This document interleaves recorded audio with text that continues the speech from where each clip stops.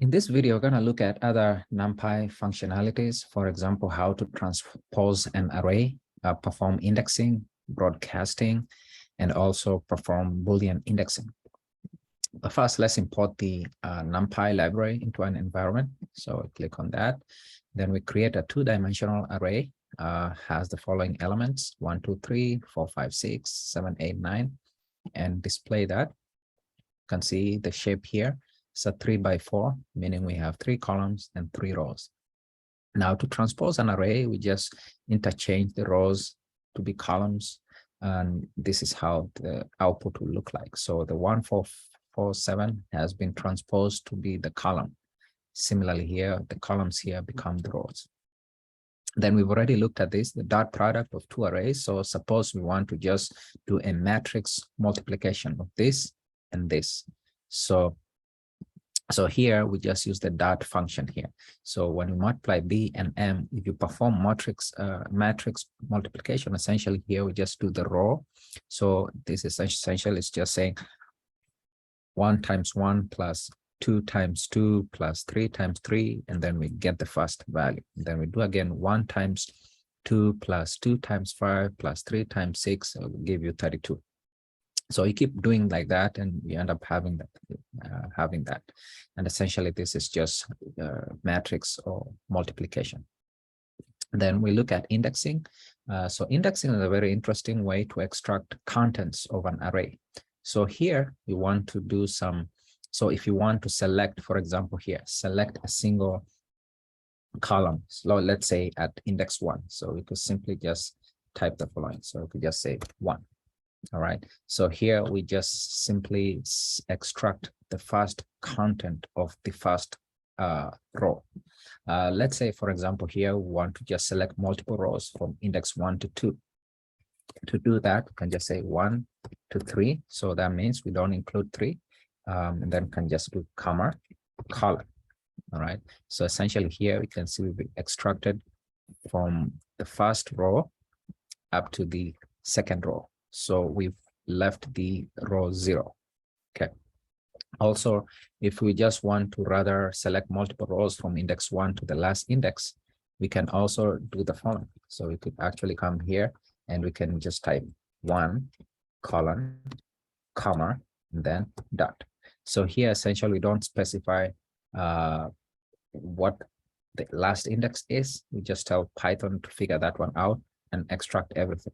So here we just do the same. Okay, and that's it. Again, so if we want to extract by column, or rather, so by column here. So let's say, so this is this would be actually by row, okay. And then this would be by column. All right. So here, the column here just specifies that. So we want to, let's say we want to select a column at index 1, for example. So here we just say column, comma, 1. So this would just extract for us the first column. So here, this is 0, column 0, and then this is first column. So this is how we specify that. So comma at column 1. Now, suppose we want to extract multiple columns from index 1 to 2. So we're just going to change this to maybe 1 colon 3. So here we don't include 3. So it'll just be 1 and 2. So we print that, you can see 2, 5, 8, 3, 6, 9. So we go here, that would be 2, 5, 8, 3, 6, 9.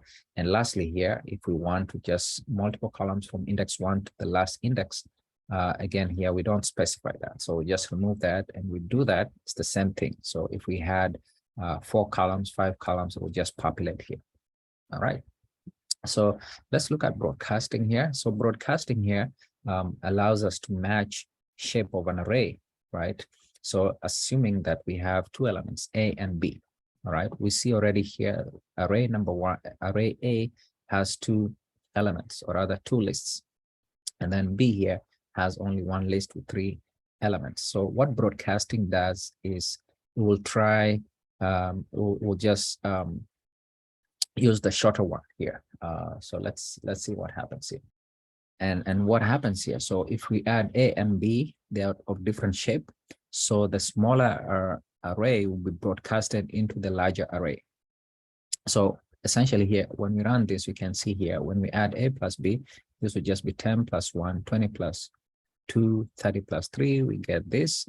And then now this smaller array is broadcasted now to the larger one. So again, we broadcast that to the next list of elements. So 10 plus 4, 20 plus 5, and so on and so forth. So broadcasting is very useful, especially when you have arrays of different shapes and you want to perform some mathematical operation. So again, we can see here, we can use broadcasting to just perform operations between arrays of different shapes. Okay. Then lastly here, Boolean indexing. So suppose we want to just extract elements from our array. For example, our array here is B, and we want to satisfy a condition, only extract elements that are greater than 5. So essentially we want to print out 5, 6, 7, 8, 9. So to do that, we first of all reference our array, and then we use these square brackets and pass this condition, using this operator. So just saying satisfy this condition.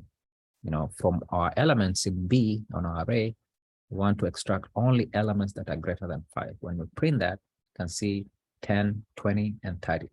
Again, why that happens is, again, we already have B here, B20. So again, I just need to print this one out again so that we can see that it was just actually taking this one. So if I do that, then we should be able to now have 6, 7, 8, and 9. And we can see here, our array B here, that will be 6, 7, 8, and 9, doesn't include 5. So in summary here, we've already looked at how to transpose an array using the dot transpose. We've seen how to do matrix multiplication using NP dot. We've seen how to do indexing for both rows and columns. We've seen how to broadcast, a very useful function, especially when you have two arrays, one is shorter and one is larger. The shorter array will be broadcasted to the larger array, especially when you're performing some mathematical operation. And lastly, we've seen how to perform Boolean indexing by passing a condition that will extract elements based on that condition. All right.